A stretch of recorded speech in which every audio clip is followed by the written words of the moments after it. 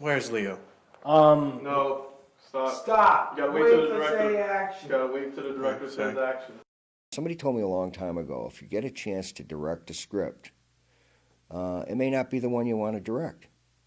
Or you may be so limited by it that you can't really, I mean, you're going to put out something that really doesn't show your talents. Looking back on it, I don't think I can say anything actually enticed me as much as I was more eager to direct a film. And I think that comes across in the film. How to describe Luke? He has an incredible amount of drive to get things done. Get there! Get in your spot! Guys, second camera, here, please, now. Get over there! Hey, get over here! I need you to take this number down! Not nearly enough discipline to back it up. Can we do this shot? We have not done one shot yet. Each person that I knew that was involved, you, Bilal, Adam, anyone who was working on it, would stop in, see me. Someone came in and said, I said, how was filming today? And they said it was good, except that Luke was asking everyone else how to film the shot. Well, as a director, you don't want to do that. I think John Cullum said on one of the DATs, he didn't realize that one of the DAT recordings was on. He said, this kid doesn't know how to do what the hell he's doing. And I'm like, well, John wasn't that far off. Oh, you have a Texas personality. I think Luke, he's like the definition of a blowhard. It's one thing if you don't know what you're doing, but he acted like he really, really knew what he was doing. And he acted like, this is professional, I'm professional, I know what I'm doing, and he didn't know anything. I wasn't too concerned about Luke's persona. And other than a few obvious things, like the fact that he was wearing a giant 10-gallon white cowboy hat and his penchant for incredibly loud Hawaiian shirts, I didn't notice that too much about him. There's a big difference when you're playing, you know what you're doing, with like an entire crew of people who are spending their time for your project, and you tell them it's going to Sundance, or you pretend like you know what's going on, and it's clear right away you have no idea what the fuck you're doing. I think some people watch too much television or too many movies about making movies. Yes. Here's the thing. You can't watch a featurette on a movie and think you're a filmmaker. Like, you can't watch, like, Heart of Darkness and be like, oh, this is what directors do. You can tell pretty, I can anyway, right. I think pretty quickly who is going to go on, who wants something, how bad they want it. Just by, the thing that shows through of everything is common sense and leadership, no matter what you're doing. Because, like, it was just sort of this director mentality, I think, that he doesn't have. And I don't know what it is, but you can sense it. And it wasn't there. He was pretending he had it, which was a lot more obnoxious. Well, the hat helped a lot. I mean, the 10-gallon was like, you're a hat. fucking director if I've ever saw one, man. He looked like, I want to punch him in the face so hard. It's bizarre. Luke tells me, "Oh, you give me, your shot in your first movie." And for what? This is nothing. This is some people. This is, Luke playing playing director, and he got all these people into his fantasy of he was a director. It was just like a jerk off session for him with 20, people standing around all day. I drove everybody harder than I drove most people in my life on a job. I just pushed them and pushed them and pushed them. Wow. What a director. Do It really coaxes it out of you. You're so tender. Do it! After a while, I just thought people would stop showing up. And I thought, it's going to just me be holding the boom and the camera at the end, and kind of nobody's going to show up. The big problem was that everyone, even at the time, even if it doesn't come through in the interviews, was hinting that it seemed really chaotic, that no one really knew what was going on, and that Luke and Greg did not like each other.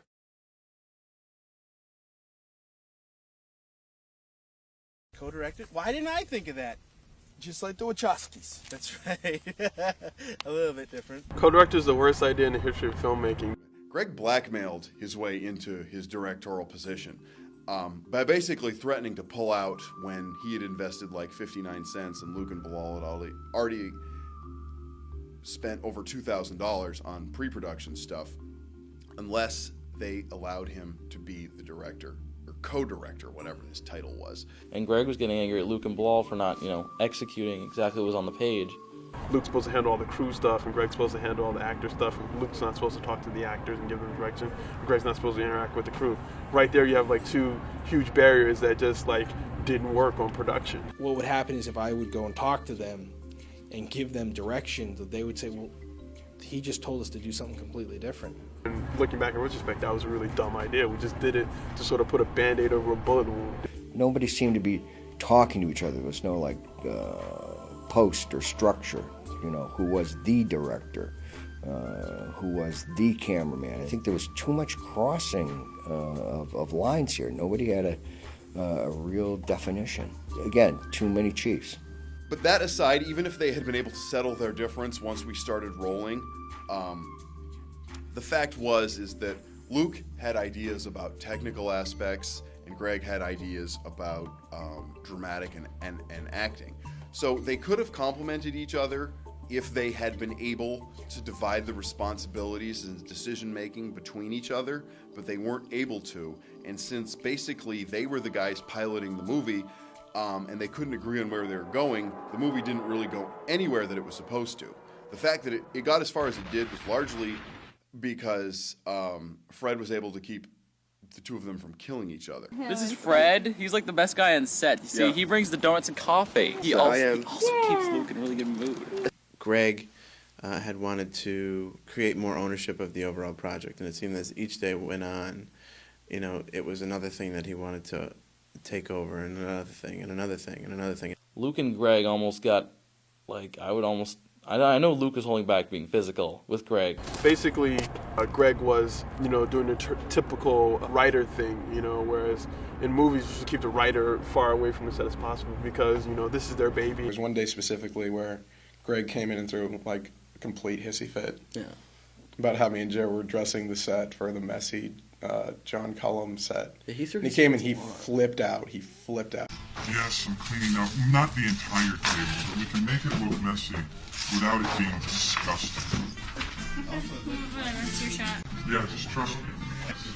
I mean, Greg, if you want to make this character all neat and stuff, then why do we have... I'm not making it neat, Megan. You're not listening to me. Who fucking wrote this and who fucking directing this thing?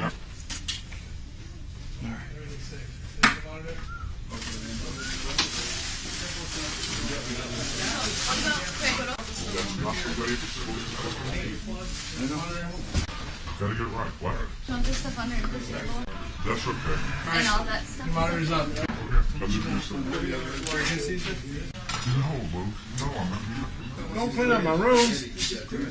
What? I'm not cleaning up your room. I mean, it's pretty evident things aren't going as planned when, you know, the director and everyone are fighting. I don't think having two directors helps the movie at all. I mean, there may be directorial teams that know each other and work together. Are people who are longtime collaborators, namely in the business, is people who are basically brothers, the Wachowski brothers, the Coen brothers, the Hughes brothers. When you have two directors like Luke and Greg who have completely different kinds of experience and very different visions of what they want the movie to be, and most importantly, when one of the directors wrote the movie, the whole animosity that developed between them, it was sort of like they became co-directors for the worst reason, just to try and save the picture instead of like coming together saying we love this, we want to work on it together.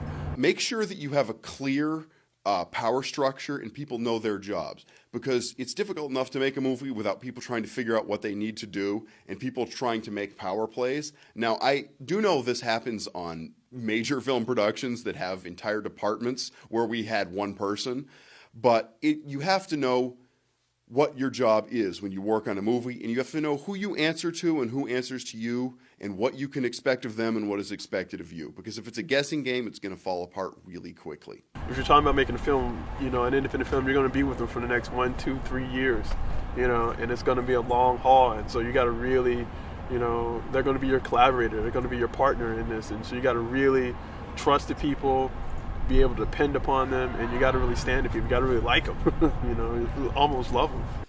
Every good director has what? Chutzpah. Chutzpah. Okay, so that would be, how would you define chutzpah? Well, I don't know if you can put it in your documentary, but my dick's bigger than yours is. All right, moving on.